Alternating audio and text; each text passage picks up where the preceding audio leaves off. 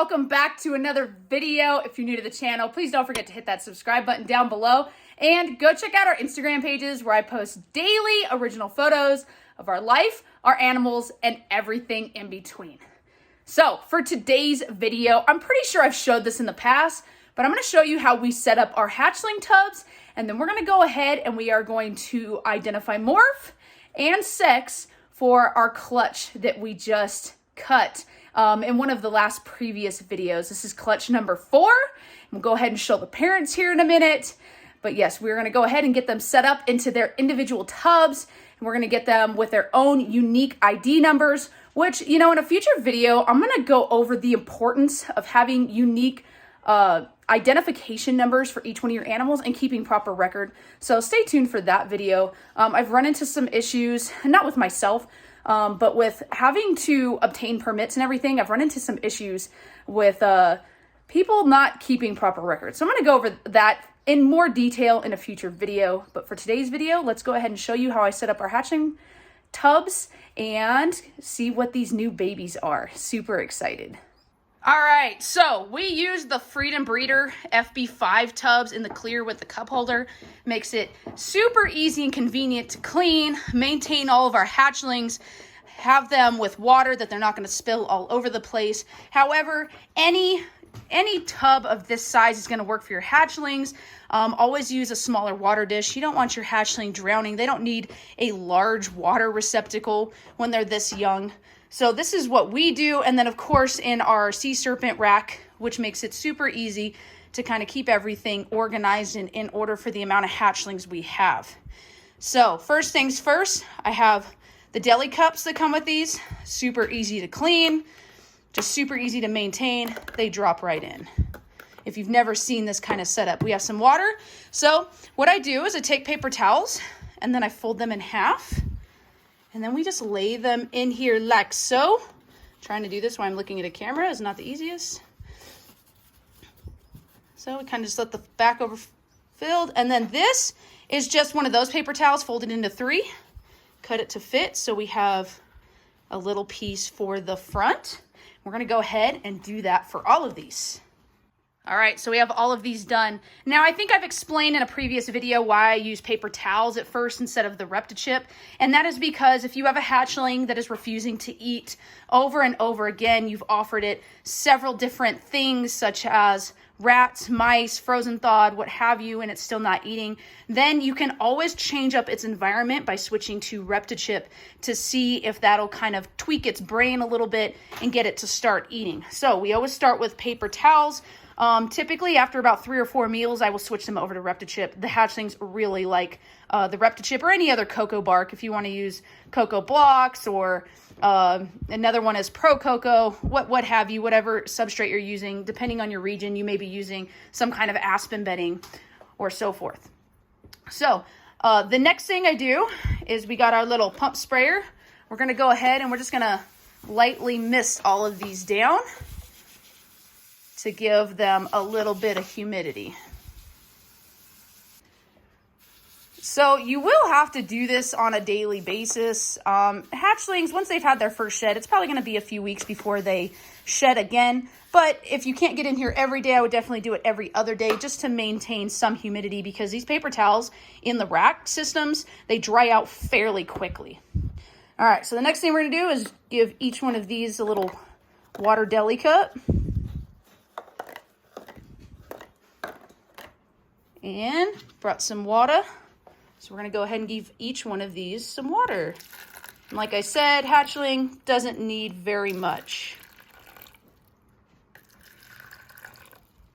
All right, so this is our sea serpents rack. I kind of reorganized a little bit to make room for our new hatchlings up here. So we're going to go ahead and put the tubs away so they can get warming up.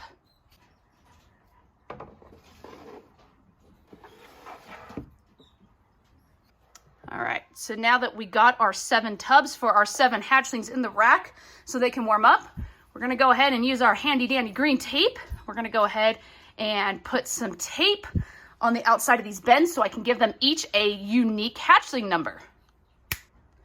All right, so we got our green tape all on there. So now I'm gonna go ahead and give them their identifying ID number, their personal ID number that goes with every hatchling that we produce. And there you have it. Each bin has its own unique identification number. I kind of messed up that one a little bit, but that's okay. The numbers are still on there. So now what I do is, after we go ahead and sex and identify the morphs in the clutch here in just a second, what I do is I go ahead and take our handy dandy clutch card and I will write them all down right here, place the snake in the proper bin, and then I will go ahead and make them their own 4x6 card for feeding purposes. And then as they eat, I put a check mark on here so I know who's eaten what. And then they also have their own card as well, so I can keep track of sheds as well as eating and what they're eating.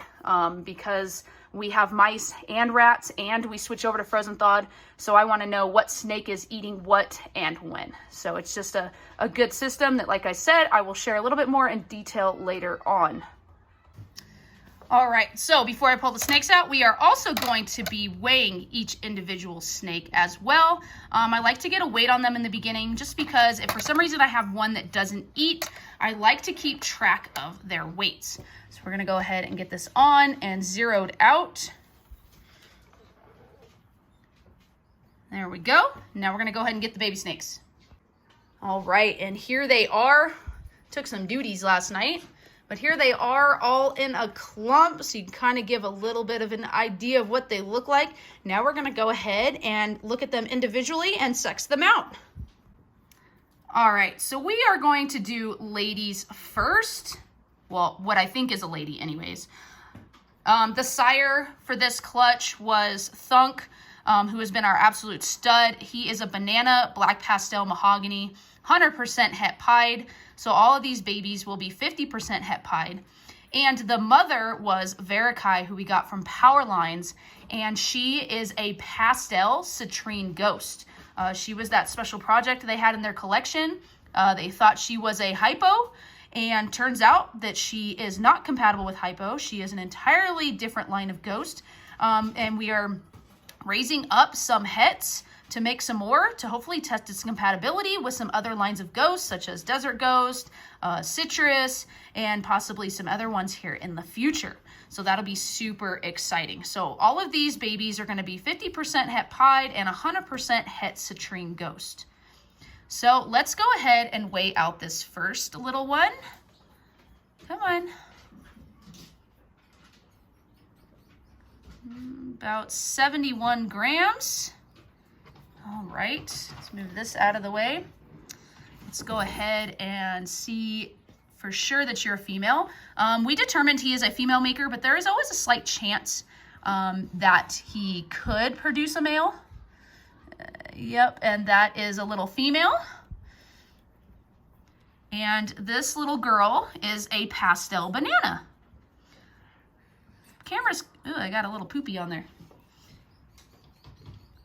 So it's really nice with these pastel bananas where they don't have some of the rich colors like the just normal bananas do.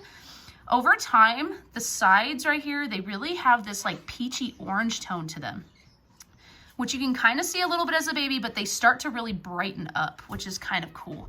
They don't really fade out, you know, like some of the other morphs with ball pythons. So that's really nice. Look at those nice blushings on the dorsal. A very beautiful girl. And all of these for right now are holdbacks. I might release a few, but I haven't decided which ones yet. So we will just have to see. All right, girl. So you're going to go in number 1. All right, so let's get our scale back out. All right, so let's grab another female, what I'm assuming is a female. Let's give this little one 79 grams. Awesome. All right, let's see which you are. Like I said, I'm assuming you're a female, but we always need to check. I need the back end, honey.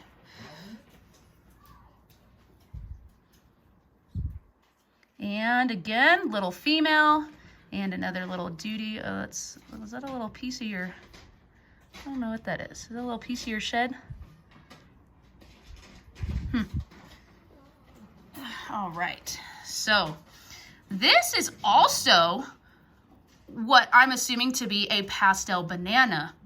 But as you can see, this one looks slightly different. So I don't know if the citrine ghost is influencing this at all, but compared to our other Pastel Bananas, this one is lacking a lot of those peachy orangey tones here on the side, which is crazy.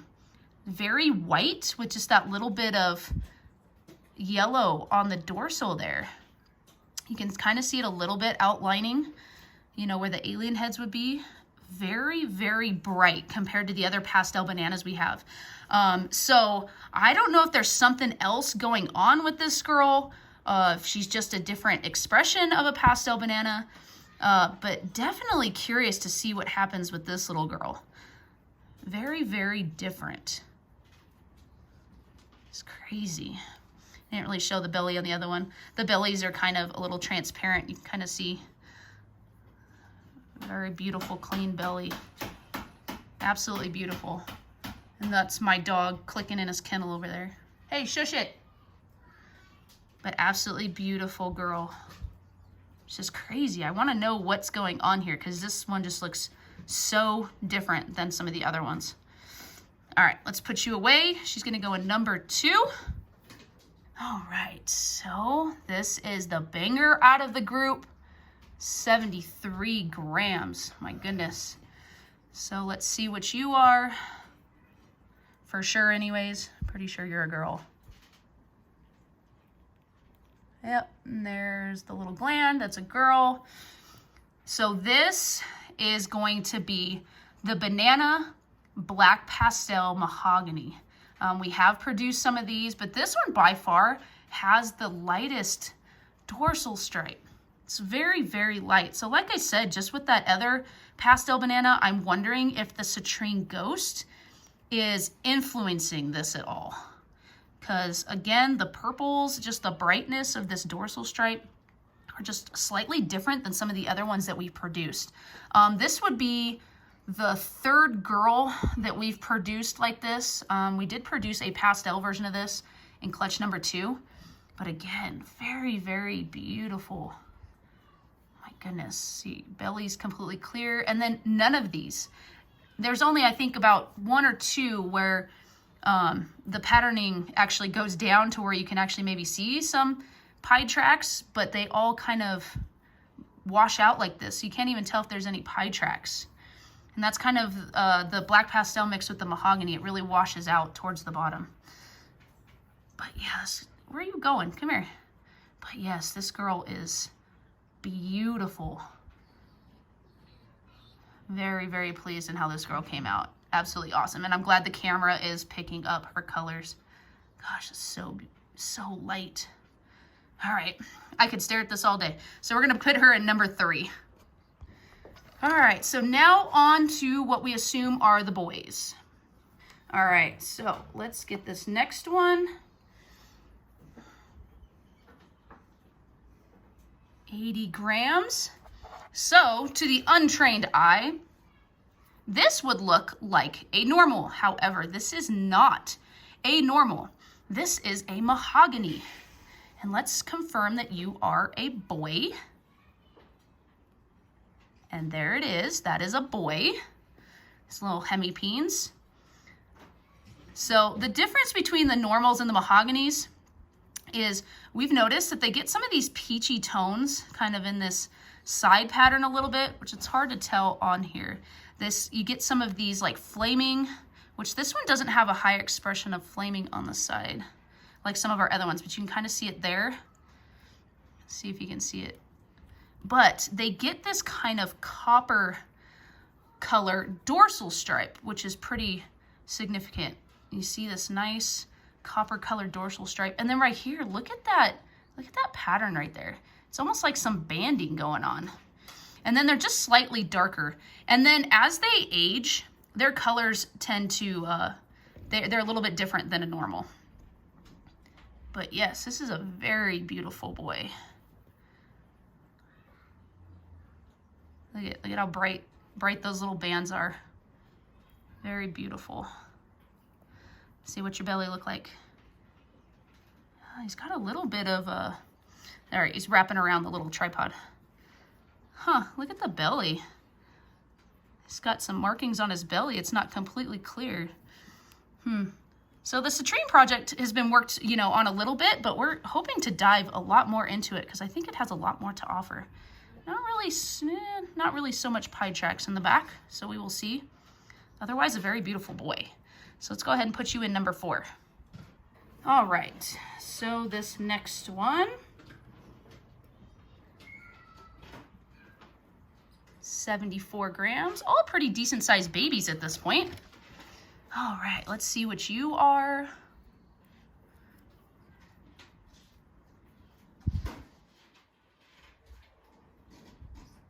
Little boy, there's a little hemipene. All right, so this is a black pewter. So this is just a black pastel male, but very, very bright.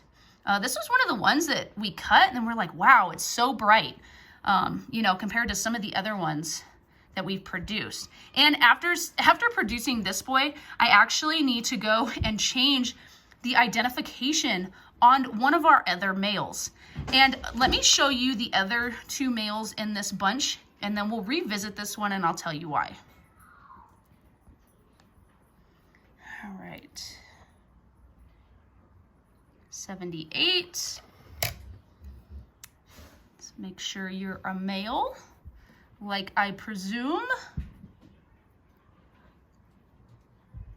There's the hemipene. All right, so this little guy is going to be a black pewter mahogany. Pastel, black pastel mahogany. 100% het citrine, 50% het pied. And look at that side. I love how it just fades out and then it goes to that nice clean belly. Look at that very bright dorsal stripe there down the tail, and then you can also see it up here. And then the mahoganies also have a little bit of blushing there in the back of the head too. So very, very beautiful snake. So we're gonna go ahead and put this guy in, I don't know what number we're at. We're gonna go ahead and put him in number 6 because that last boy is gonna go in number 5. Where are you going? All right, so baby number 7. Let's go ahead and get a weight on you. 77 grams. All right, let's confirm that you are indeed a male. There it is. And again, this is another black pewter mahogany. Very, very beautiful male. Now that we've kind of gone through the whole clutch, now I'm going to show you the difference with the mahogany and without. So in one of our clutch number 2, we ended up with 2 males like this. Now I thought one had mahogany and one didn't. And now after producing this other boy, I think they both have mahogany. So I will have to switch him on Morph Market as well as on our website. See how it washes out right here? Now, from the few, this is where I was kind of getting confused, because on the few that I have seen on Morph Market of this type of combo, almost always the snake is completely washed out. No to very, very little pattern. It's almost like they turn brown and you just can't tell what's in them. They just look like a solid snake with a white belly. Now, in our experience now, and don't get me wrong, I'm not gonna, obviously I'm not an expert, but I'm just going by what I see, what we're producing in our clutches, and there is a significant difference. So let me go ahead and get these 3 boys out so we can see. Okay, so this again is with the mahogany, and this is the without. This one just won't sit still. I'm gonna have to get your brother out because you're being feisty. You're not feisty, just wiggly. But as you can see, the alien heads on this one, see how it washes out here? There's a lot of blushings on the top. The pattern is just so different. Where are you going? Stay. Just so much different than this one that doesn't have the mahogany. Wrapping around the tripod again.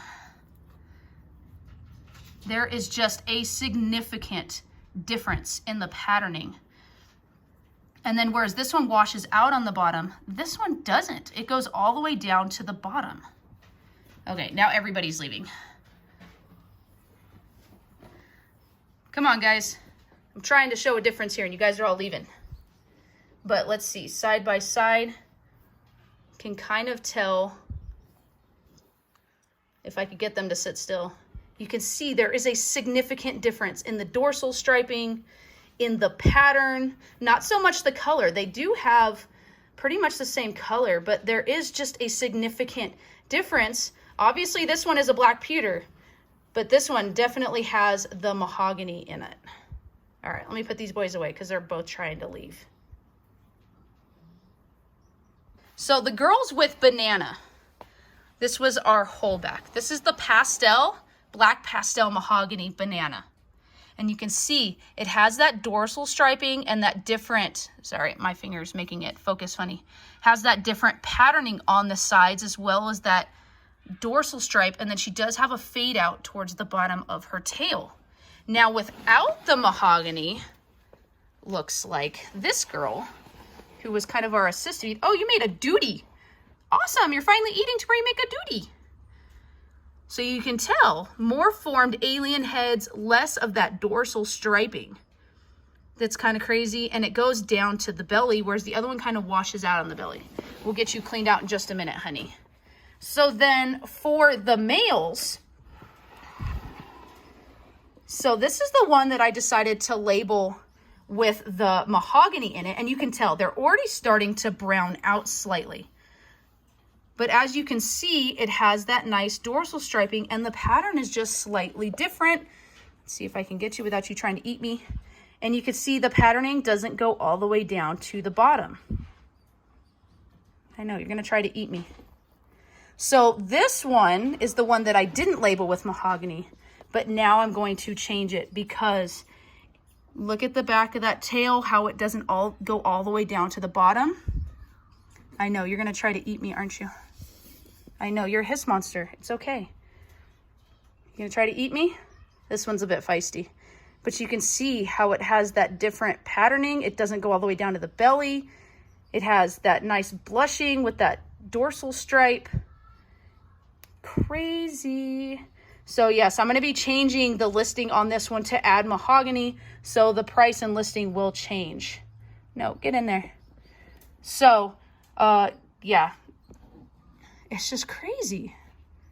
You know, you learn as you go along, but yes, both of these boys. And I'm wondering why, compared to some of the other examples I've seen, which there isn't many, I've seen maybe one or two, why it is so different from what we're producing to what other people have produced.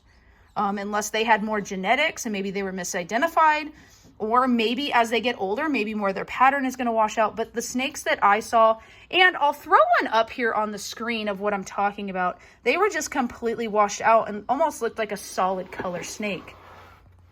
And now these ones that we're getting are just so different. So here is the male version that hasn't browned out. The one these are the brand new babies. They're more of a kind of a silver and black snake when they're this small. But yes, just so different compared to this one, which doesn't have so much of that dorsal striping, and the pattern is just so different. So if you've been doing this a little bit longer than me, drop a comment down below. Let me know what you think. All right, guys, we'll leave you alone. So hopefully you guys will start eating here in the next couple days. All right, guys, well, that is it for today's video. Like I said, drop a comment down below. Let me know what you think.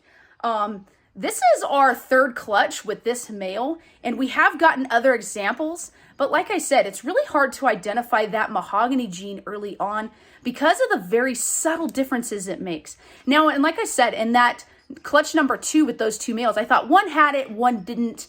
I was pretty sure on the one that did and the one that, I thought the other one didn't. But now after producing this male, when you can see there is a definite change of pattern in the alien heads as well as the lack of the dorsal stripe.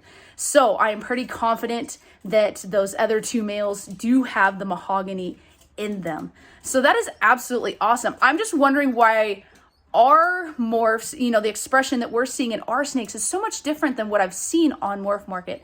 Unless, like I said, maybe they had more genetics going on in the pairing, and maybe they were, you know, they misidentified maybe one gene that really threw off the pattern, but I'm not sure. Or maybe it's just a different expression in our pairings, or there could be something else going on. I have no idea. Sometimes when you get 4 and 5 different codoms in the mix, they can drastically change up the pattern colors and what have you, and it makes it really difficult to identify. But like I said, there's definitely another gene. I'm pretty confident it is Mahogany. Obviously, you can't always be 100% sure. You can just go by what you see, experience, and consulting other people, which I have, and this is how I've come to this conclusion. So again, thank you for watching. Thank you for staying tuned. We have a lot more coming. Oh my gosh, it's going to be super exciting and super crazy at the same time.